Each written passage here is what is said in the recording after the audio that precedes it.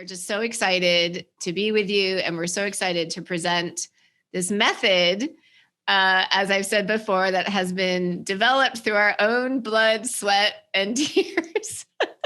Yeah, this has been a bit of a journey for us personally, in our relationship. So we're excited about it. I would say, just speaking for myself, that I have struggled with our communication at times, particularly over this past year. And it was very painful at times and frustrating at times, and sometimes just sort of not knowing what to do. And we just kept having faith and moving forward. And little by little, I think a lot of this has just been sort of channeled through us, to help us, and then hopefully to share and help others. So I'm just really, it's like really profound for me to talk about this and share this, because it has helped our relationship so immensely. Totally. Just fostered so much peace and joy between us. Okay. So the Namaste Method, where we really think of it as this way of higher conscious communication. And we really think that it can help expand the possibilities of how people interact with each other, how they just view relationship itself, how they view themselves. And it really is our experience and understanding that relationships are really one of the most profound vehicles for our growth, our personal growth and our spiritual growth. So it feels like a fast track to our awakening, to our ascension, to be in these really conscious relationships and communicate. Okay, so we have a lot to cover tonight. This is jam-packed full of goodies. I don't think I'll read each one if we take too long. But the first 16 points are just the key points of the method, what we find really foundational and really important to help us with our communication.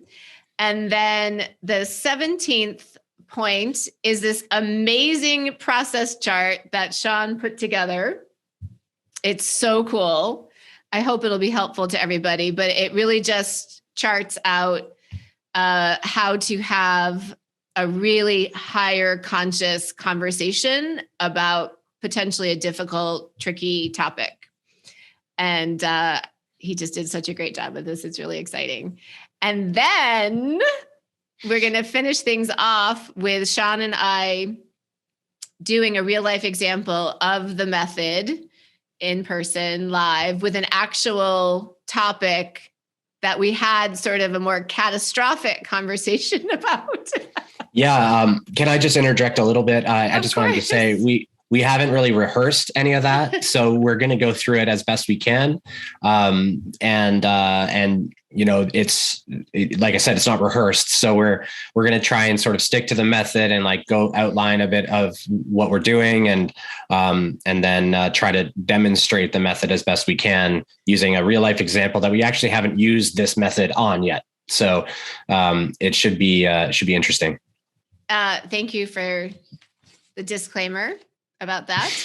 And we also just wanted to say, for those of you listening now or tuning in later, there are a lot of concepts here. And if it's resonant, it might be helpful to just pause the video after each concept and just take a few moments to see how it lands for you. Does it resonate for you? How does it feel? And do you see utility in it? Or if you do, how do you see possibly incorporating it into your conversations, into your communication? But just taking a few moments to reflect possibly on each concept, or just the concepts that maybe really resonate. All righty then. So we're going to start with the first concept, which is our highest consciousness God self.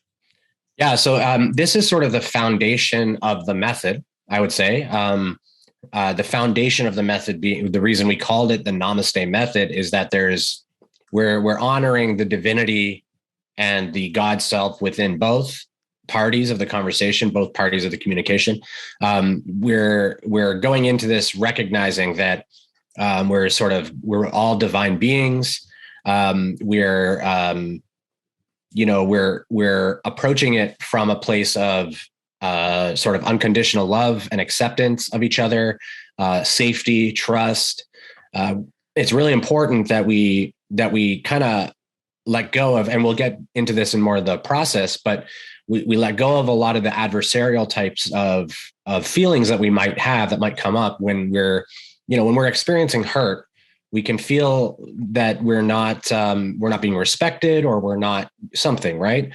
And what we want to try to do is recall the divinity within both of us, right? Recall that this is a sort of for our expansion, and recall that we're working on this together, and that we're trying to approach this from like that higher perspective. So the whole method is sort of anchored in that approach, in that sort of equilibrium or equanimity between both parties. Nobody's done anything wrong necessarily. It may come out that there are enhancements that can be made, but ultimately everyone's recognizing the divinity within each other, and we're approaching it from our highest frequency that we can. And so a lot of times it's important for us to take moments to ourselves before we initiate into these discussions, and sort of ground into this type of view, because when we're upset, it's not easy to hold this, right? It's not easy to just immediately let go of all of that. And so we don't want to ignore those feelings either. We want to experience what those feelings are. So, but the practice itself, the method, sort of requires that we've kind of traversed a little bit of that in order for us to be approaching the conversation from a more balanced place. I don't know if you'd had anything else that you'd like to add to that, Tassel. I love that you said this is just a great place to try to start off from before we initiate the conversation. And I'll just say the times when I have more come from this orientation in our conversations, they have gone beautifully. Not that there might not be a little bit of trickiness, but they've just energetically, they have felt so supportive and loving and team oriented. And it has felt like it has opened up the communication rather than closing down the communication. Right. Yeah. Yeah. If we're still feeling a lot of that adversarial type of feeling, right? When I say adversarial type of feeling, I sort of just mean like I've been wronged, right? Like I've been wronged. I have to correct it. If we're feeling like that, we're likely going to approach things in a way that's a little bit disharmonious, because we're projecting our feelings of hurt onto the other, and we're going to experience a sort of combative, like they're going to pick up on that, and they're going to feel defensive. And so it ends up sort of influencing the rest of the discussion. And so you can say sort of the right words, but your energy can give a different story, right? So you have to try to honestly and authentically approach the conversation from this perspective in order for the method to truly, really shine, I think. Yes. And just that whole understanding that as within, so without, as I'm holding a higher consciousness, God self orientation, I'm likely going to see my partner holding the same. Yeah, exactly. If we bring conflict and anger and stuff, then we're probably going to get that back a bit, right? So exactly. Okay, awesome. Beautiful. Okay, the next foundational aspect of the method is humbleness and curiosity. Gosh, this is just such a difference from how I used to approach conversations, where it was more from I think I'm right. And I think a bit I did this with you, and definitely with my spouse when we were married. Like, I think I'm right. And I sort of I had a lot of knowingness about what was going on and a lot of me talking. So this approach is very different from that. I just love this word so much, curious, just to be curious, first of all, towards yourself. Okay. I see these feelings are arising in me. I can see some stories coming in. I can feel some old wounds being activated. Being curious about that, having that ability to zoom out from what's going on for your human. Oh, look what's coming up. Just having a little bit of distance, not getting engulfed by the inner feelings. And then the same thing with your partner, just holding so much curiosity, like, oh, I just wonder what could have been going on for him or her during this. I wonder what they can help me understand about their experience. Just very much going in, very humbled and without preconceived assumptions and stories. Is I don't know, and I don't know orientation, and I want to have clarity for about myself and my partner. Yeah, so I'd like to talk a little bit about the humbleness and the curiosity aspect of it.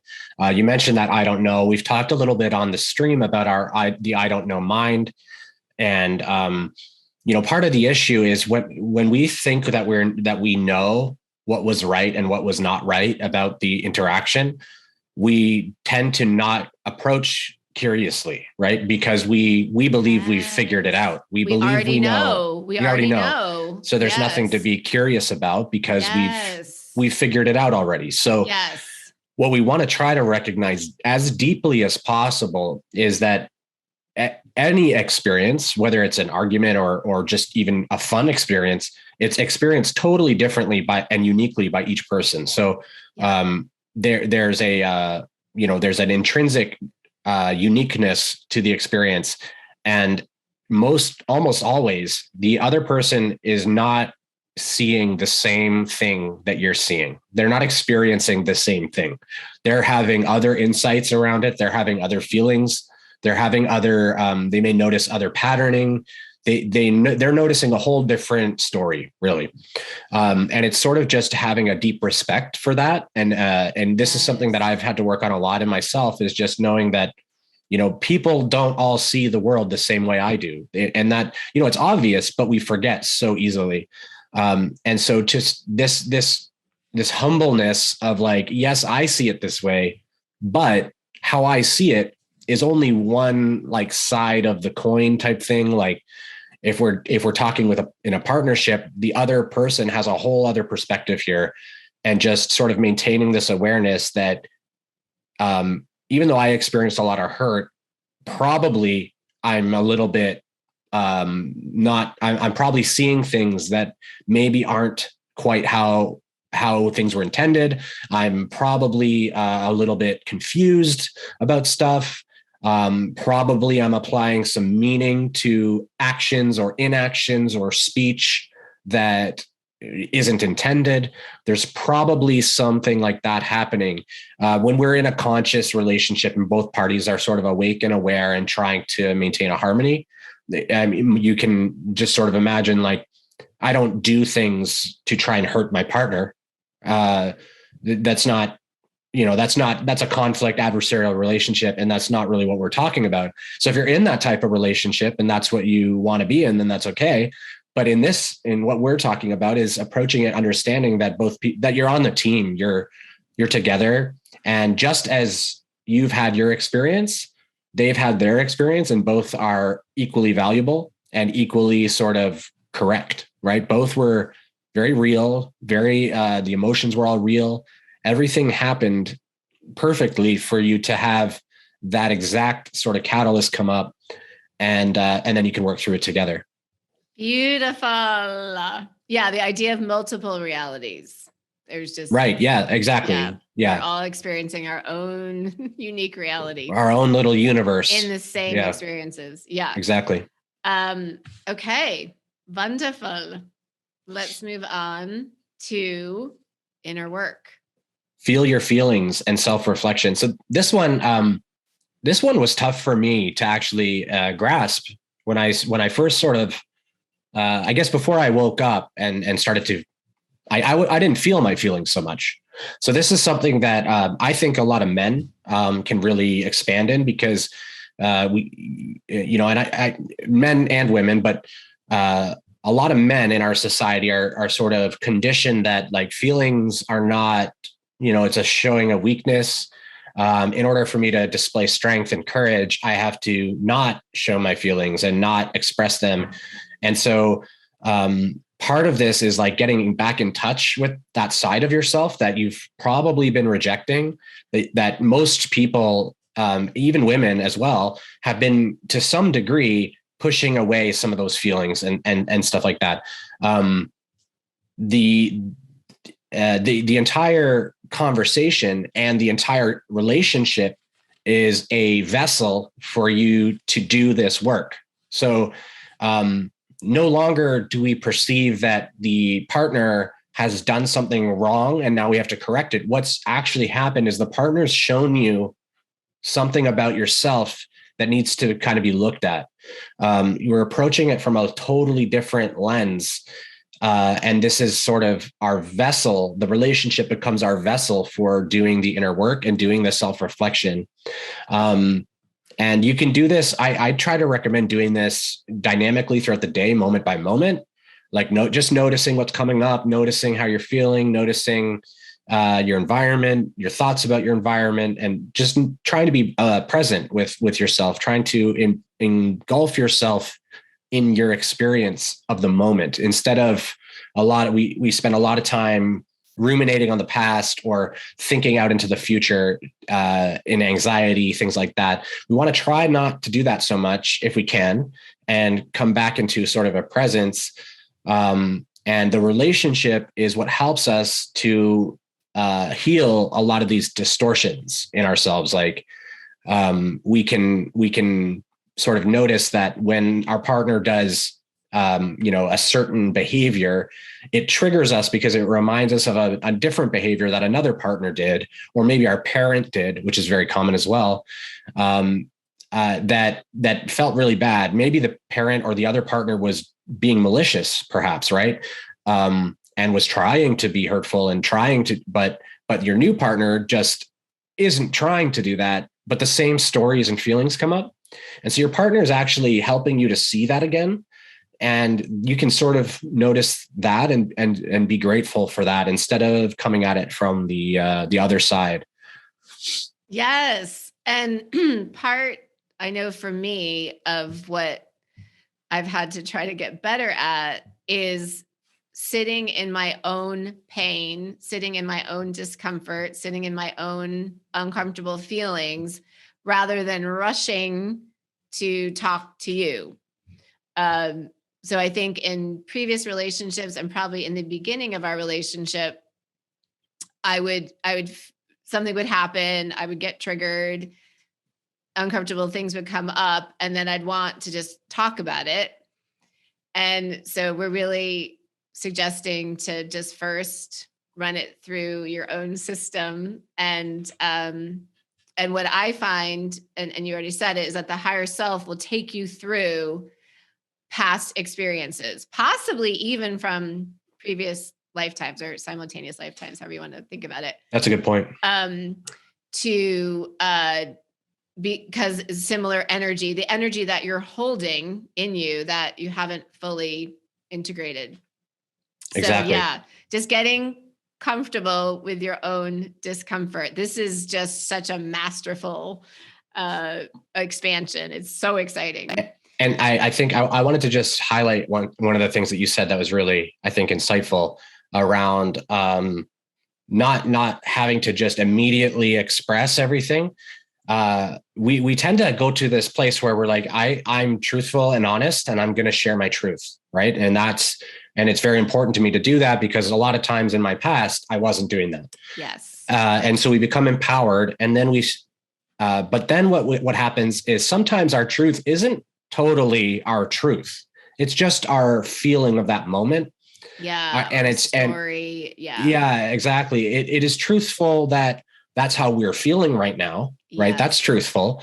But what's not so truthful is that a lot of some of the presumptions maybe we're making, or the narratives that we're falling back into of our past, some of these things may not be happening at all. And so it's important to try to see where this could be happening before going into the conversation.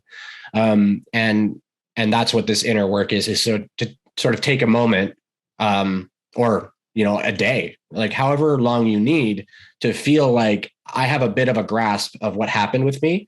You may even find that after you do this, you don't need to talk. So this is sort of the preliminary thing. If it goes beyond this, then probably there's some discovery that has to happen. Like you want to discover what was actually occurring, what their intentions were, these types of things, right? So and that's where the model starts to come into play. Yeah. And one word quick point here is that this is very, I think, different from the more mainstream relationship models, where if one person is feeling uncomfortable, often there's sort of a negotiation of how the other person can shift their behavior so that they no longer feel uncomfortable. So we're first saying, if you're feeling uncomfortable, see what's going on with you first. And there may be something that could shift with your partner, but first just see what's going on with yourself first before the rush to ask your partner to change. Yeah. Like why? And that's the question to ask yourself is, why does this make me so uncomfortable? Yeah. Usually you're like you said, your higher self will say, oh, because this happened before that happened. Yeah. My parents did this. My old boyfriends used to do that, whatever it is. And it's really a sign that most likely there could be some inner work to be done if you feel such an urge or rush to talk about this, because it means you're in a lot of discomfort. And most likely something really just wants to be revealed to you and honored and integrated. And it's only to serve you. The worse you feel, the more distortion is existing in the moment. Yes. And the more the invitation to really look at it. In part, so you don't have to keep experiencing similar experiences. Yeah, exactly. And that's really the thing. Now. Yeah. Get it done now. Yeah. Wouldn't it be nice not to be triggered when your partner, does an activity that they tend to do? It seems very natural to them. They do it all the time and it bothers you all the time. Like, wouldn't it be nice to just let that go? Yeah. Just run it through, deal with it, and then it can be done. Exactly. Okay. Awesome.